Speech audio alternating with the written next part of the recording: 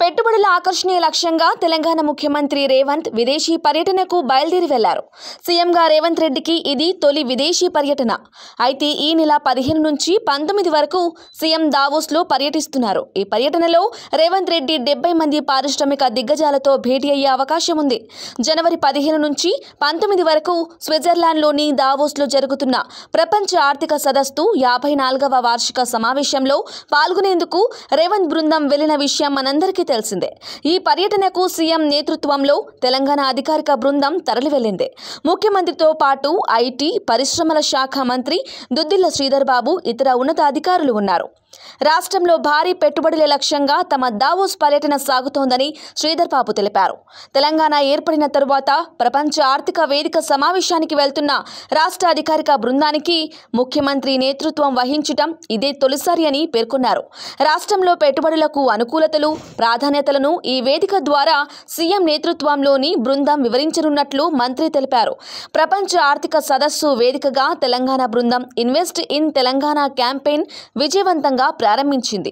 రాష్ట్రానికి పెట్టుబడులను ఆకర్షించడమే లక్ష్యంగా ఈ సదస్సులో ముఖ్యమంత్రి రేవంత్ రెడ్డి పాల్గొంటున్నారు. అందులో భాగంగానే ఐటీ, పరిశ్రమల శాఖ మంత్రి శ్రీధర్ బాబుతో కలిసి ప్రపంచ దిగ్గజ కంపెనీల ప్రతినిధులతో కీలక సమావేశాల్లో పాల్గొన్నారు.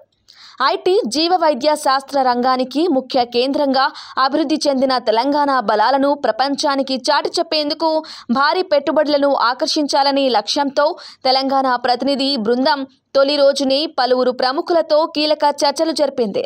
దావోస్ పర్యటనలో ఉన్న Telangana CM Revanth Reddy world economic forum president Borge బ్రెంట్తో సమావేశమయ్యారు.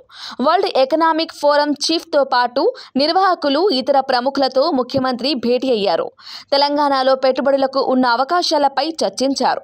రాష్ట్రంలో ఏర్పడిన కొత్త ప్రభుత్వం ఏర్పాటుతో పాటు తమ ప్రభుత్వ ప్రాధాన్యతలను వివరించారు. ప్రభుత్వాలతో పాటు పారిశ్రామికవేత్తలు, వ్యాపార, వాణిజ్య వాటాదారులు కలిసికట్టుగా పనిచేస్తే ప్రజలను సంపన్నులవుతారని, సుస్థిరమైన అభివృద్ధితో పాటు జీవన ప్రమాణాలు మెరుగుపడితే ప్రజలు మరింత ఆనందంగా ఉంటారని దృక్కోణంలో చర్చలు జరిపారు.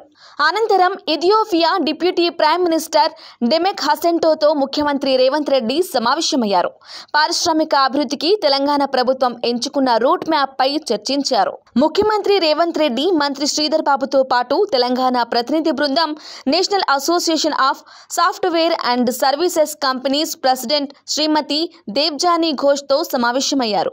రాష్ట్రంలో స్కిల్ డెవలప్మెంట్ పై ప్రత్యేక దృష్టి సారించడం, అందుకోసం అనుసరించే భవిష్యత్తు మార్గాలపై చర్చించారు. ఇంజనీరింగ్, డిగ్రీ కోర్సులు చదువుతున్న యువతకు స్కిల్ డెవలప్మెంట్, ప్లేస్మెంట్ కమిట్మెంట్, విలువైన ఉద్యోగాల కల్పనకు సాయం అందించే అంశాలపై సంప్రదింపులు జరిపారు. స్విట్జర్లాండ్లోని దావోస్లో వరల్డ్ ఎకనామిక్ ఫోరం 54వ వార్షిక సదస్సు జరుగుతోంది. 3 రోజుల పాటు ఈ సదస్సు జరగనుంది. దావోస్ టూర్కు వెళ్లిన సీఎం రేవంత్ రెడ్డి, మంత్రి శ్రీధర్ బాబుకు పలువురు ప్రవాసీ భారత ప్రముఖులు ఘన స్వాగతం పలికారు. జ్యూరిచ్ ఎయిర్పోర్ట్లో మన దేశానికి చెందిన ప్రముఖులను కలిసి వారితో ముచ్చటించడం సంతోషాన్నిచ్చిందన్నారు రేవంత్ రెడ్డి.